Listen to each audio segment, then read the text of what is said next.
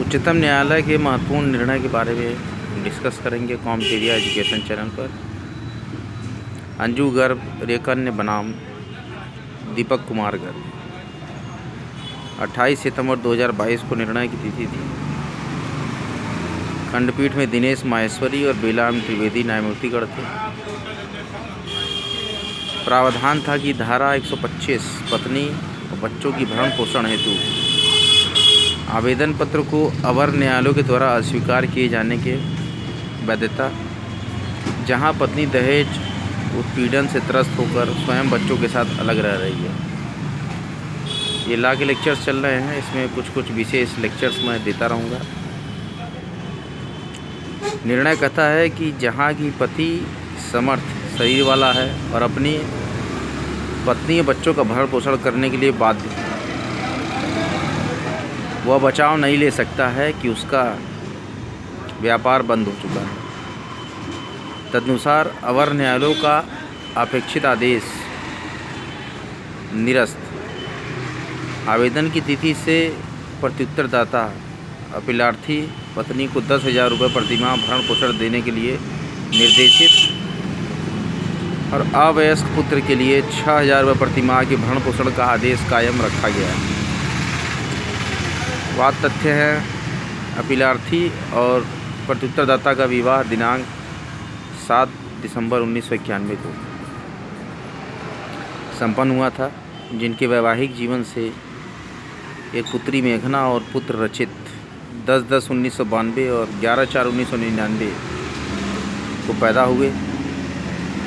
इस बीच प्रत्युत्तरदाता अपीलार्थी से दहेज लाने की मांग करते हुए उसे शारीरिक और मानसिक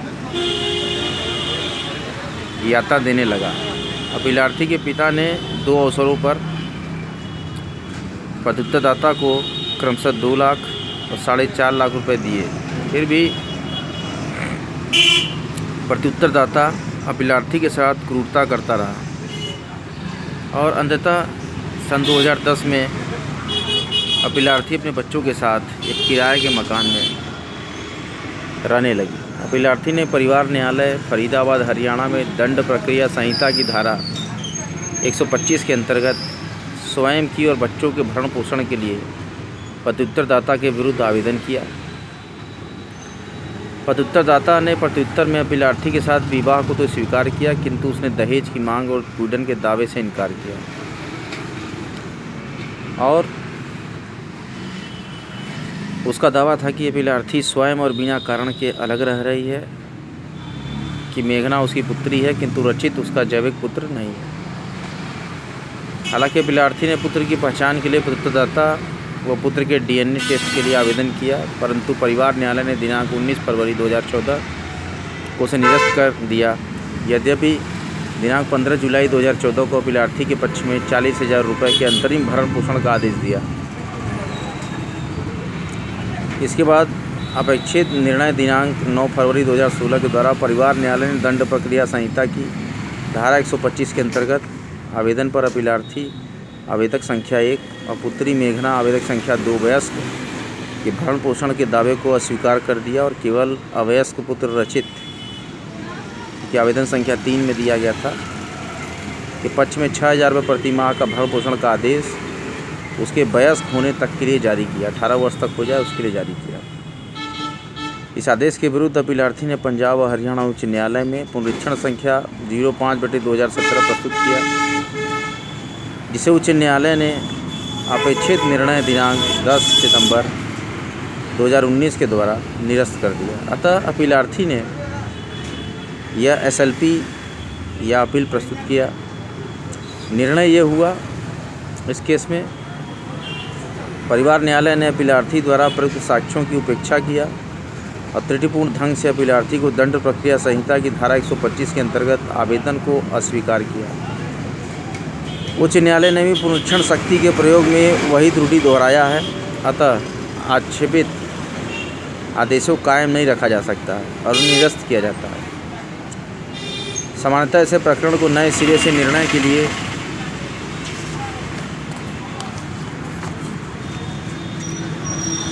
प्रतिप्रेषित किया जाना चाहिए, किंतु मामला 4 वर्ष पुराना होने के कारण हम स्वयं इस पर विचार करते हुए समुचित आदेश पारित कर रहे हैं। प्रत्युत्तरदाता के लिए विद्वान अधिवक्ता का तर्क है कि प्रत्युत्तरदाता की आय का कोई स्रोत नहीं है और उसका व्यापार बंद हो चुका है। इस तर्क में कोई बल नहीं है और इससे हम सहमत नहीं हैं। प्रत्युत्तरदाता एक समर्थ शरीर वाला व्यक्ति होने के कारण विधिपूर्ण तरीके से धन कमाने और अपने पत्नी और अवयस्क बच्चे का भरण पोषण करने के लिए कर्तव्यबद्ध है और अभिलेख पर मौजूद साक्ष्य के आधार पर हमें अभिनिश्चय करने में कोई संकोच नहीं है कि यद्यपि प्रत्युत्तरदाता के पास पर्याप्त आय का साधन था और वह शारीरिक रूप से समर्थ था, फिर भी अपीलार्थी का भरण पोषण करने में विफल रहा और उपेक्षा कारित किया। मामले के तथ्यों और परिस्थितियों में हम अपीलार्थी पत्नी के पक्ष में 10,000 रुपये प्रतिमाह भरण पोषण प्रदान किया जाना उचित मानते हैं। इसके अलावा अपीलार्थी संख्या 2 पुत्र के पक्ष में परिवार न्यायालय के द्वारा पारित 6,000 रुपये का भत्ता कायम रखा जाता है। निर्देशित किया जाता है कि प्रत्युत्तरदाता द्वारा भत्ते का भुगतान परिवार न्यायालय में आवेदन की तिथि से किया जाएगा। संपूर्ण बकाया राशि आज से 8 सप्ताह के भीतर परिवार न्यायालय में जमा किया जाए, जिसमें से पहले ही दिए गए धनराशि यदि कोई हो उसका समायोजन किया जाए।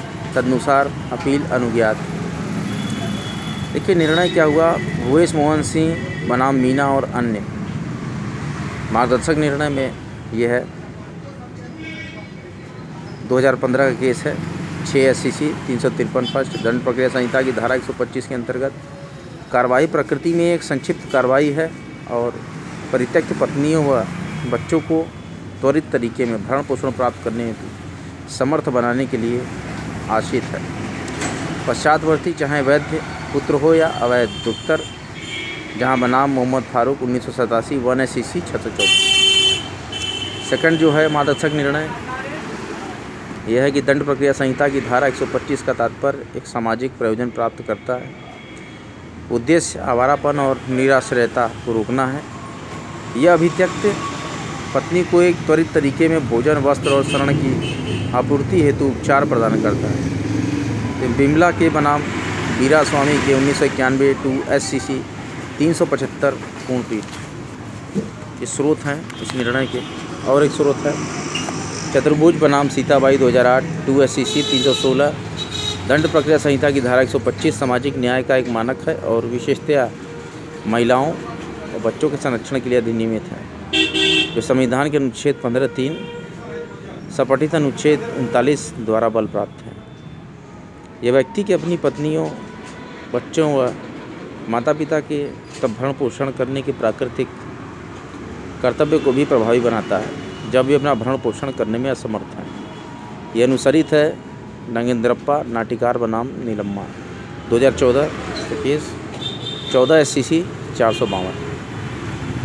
ये जो केस हमने आज डिस्कस किया कैसा लगा आपको बताइएगा। उच्चतम न्यायालय के महत्वपूर्ण नवीनतम निर्णय है ये कि दंड प्रक्रिया संहिता 1973 के अंतर्गत हमने लीडिंग केस ला के साथ ये सारा हम डिस्कस कर रहे हैं। इसमें लीडिंग केस भी है। तो इस तरीके से आपको यह कैसा लगा यह केस जो मैंने डील किया।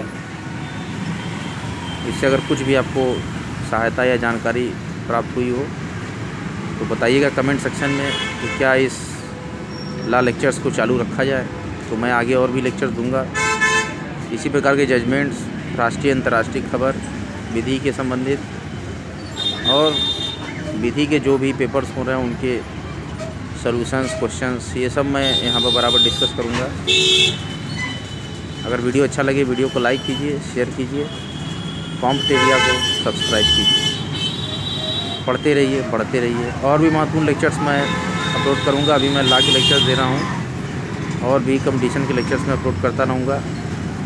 ला का प्रथम लेक्चर प्लीडिंग का था, सेकंड लेक्चर में मैंने केस डिस्कस किया। इसी तरह मैं महत्वपूर्ण जो भी निर्णय हो रहे हैं उनको डिस्कस करता रहूँगा और बीच बीच में आपको प्लीडिंग ड्राफ्टिंग के लेक्चर देता रहूँगा। भारी मात्रा में शेयर करते रहें ताकि और भी रोचक लेक्चर्स मैं अपलोड करता रहूँ। तब तक के लिए धन्यवाद।